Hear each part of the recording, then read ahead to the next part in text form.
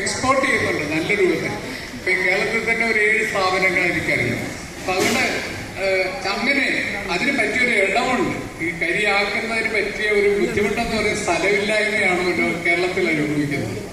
പക്ഷെ മുഹമ്മ പഞ്ചായത്തിനെ സംബന്ധിച്ചിടത്തോളം പരാമർശിക്കപ്പെട്ട പാതിരാമണൽ എന്ന് പറയുന്നൊരു ഐസൊലേറ്റഡ് ആയിട്ടുള്ള സ്ഥലത്ത് മുഹമ്മ പഞ്ചായത്തിലെ മുഴുവൻ ചിരട്ടകളും ശേഖരിക്കുക. ഒരുപക്ഷെ ആ ശേഖരണം എന്ന് കേൾക്കുമ്പോൾ ചിലർ മടിക്കുന്നു വരും. നമ്മളിപ്പോ പ്ലാസ്റ്റിക് ശേഖരിക്കുന്നുണ്ട്. പ്ലാസ്റ്റിക് ശേഖരിക്കുമ്പോൾ പ്ലാസ്റ്റിക്കിന്റെ കൂടെ പൈസ അങ്ങോട്ട് കൊടുക്കണം. അപ്പൊ ചിരട്ട ശേഖരിക്കുവാണെങ്കിൽ ചിരട്ടയുടെ ഉടമയ്ക്ക് അങ്ങോട്ട് കൊടുക്കാൻ പറ്റും.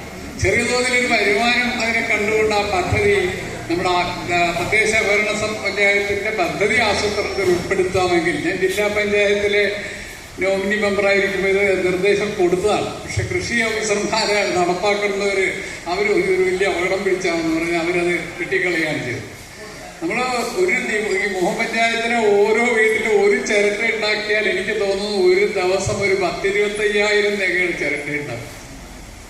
അതൊരു മാസം എത്രയാണെന്ന് ആലോചിക്കണം. ഒരു വർഷം അത് ലക്ഷങ്ങളാണ്. ഒരു ടൺ കണക്കിന് കരി ഉണ്ടാക്കാൻ കഴിയും. ഒരു മാസം ഒരു 4-5 ടൺ ചാർക്കോൾ ചിരട്ടക്കരി ഉത്പാദിപ്പിച്ചാൽ അത് വന്നെടുത്തിട്ട് പോകാൻ പറ്റിയ കമ്പനികളും.